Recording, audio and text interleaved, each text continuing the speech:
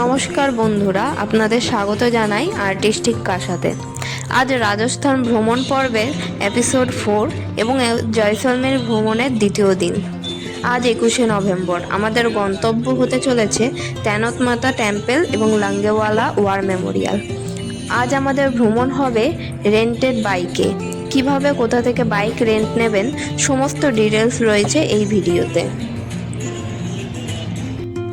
Golden ফোর্টের সামনেই রয়েছে অনেক বাইক এবং স্কুটি রেন্টের দোকান।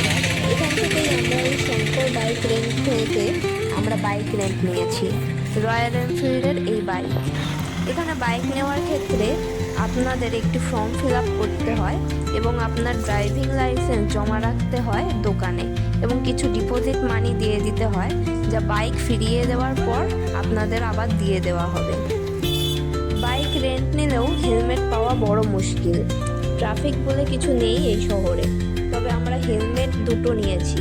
বিনা হেলমেটে বাইক রেন্ট নেব না এমনটা বলে তবে পাওয়া যায় হেলমেট।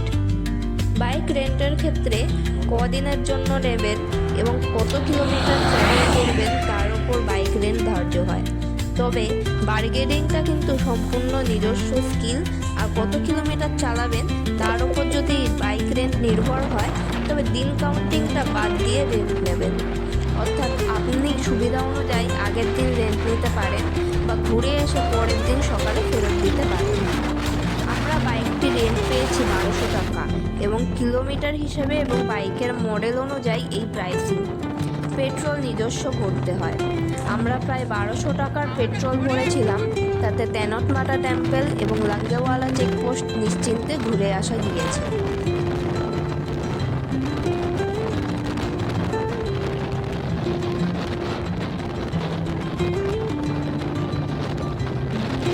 জয়সলমের ফোর্ট হতে 123 কিলোমিটার দূরে আমরা চলে এসেছি তেনত মাতা টেম্পলে। এই মন্দিরটি পাকিস্তানের এবং ইন্ডিয়ার বর্ডারের লোঙ্গেওয়ালাতে অবস্থিত। 1971-এ ইন্দো পাক যুদ্ধ এই অঞ্চলেই হয়েছিল। এই মন্দিরটি ভারতীয় সেনাবাহিনীর দ্বারা পরিচিত।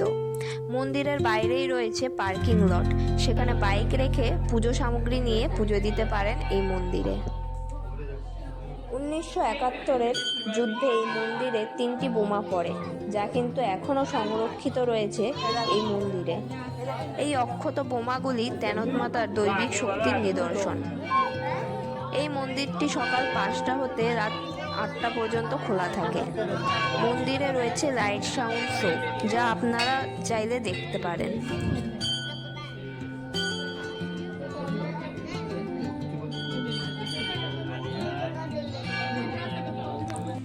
ইন্দো পাক বর্ডার যারা এখান থেকে দেখতে যেতে চান তাদের জন্য রয়েছে গুরুত্বপূর্ণ তথ্য।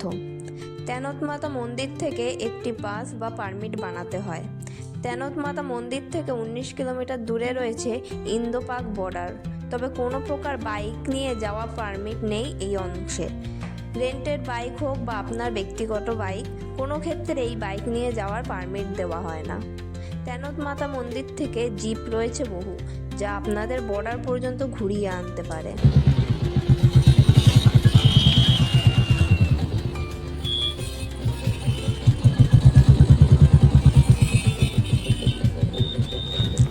তেনত মাতার দর্শন করে আমরা চললাম লঙ্গেওয়ালা ওয়ার মেমোরিয়ালের উদ্দেশ্যে।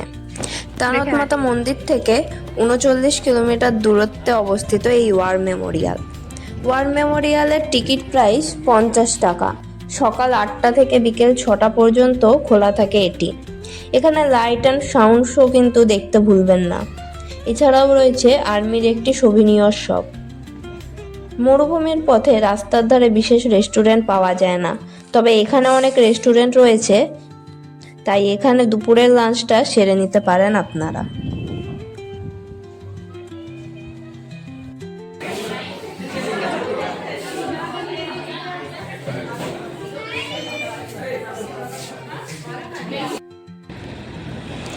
মরুভূমির সূর্যাস্তের গোলাপি ছটায় মনোমুগ্ধ করা এই স্মৃতি নিয়ে ফিরে চললাম জয়সলমের শহরের পথে।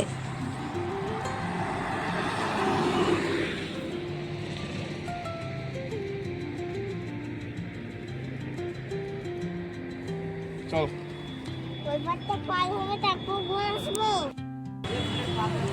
ফেরার পথে এলাম ধনরাজ রাজমল ভাটিয়ার এই শপে। এখানে রয়েছে বিভিন্ন স্ন্যাক্স এবং বেকারির আইটেম, তবে এখানে ছোলে টিক্কিটি কিন্তু অসাধারণ। জয়সলমীরের আজকের পর্ব এখানেই শেষ। দেখা হবে পরের ভিডিওতে। Till then, good bye.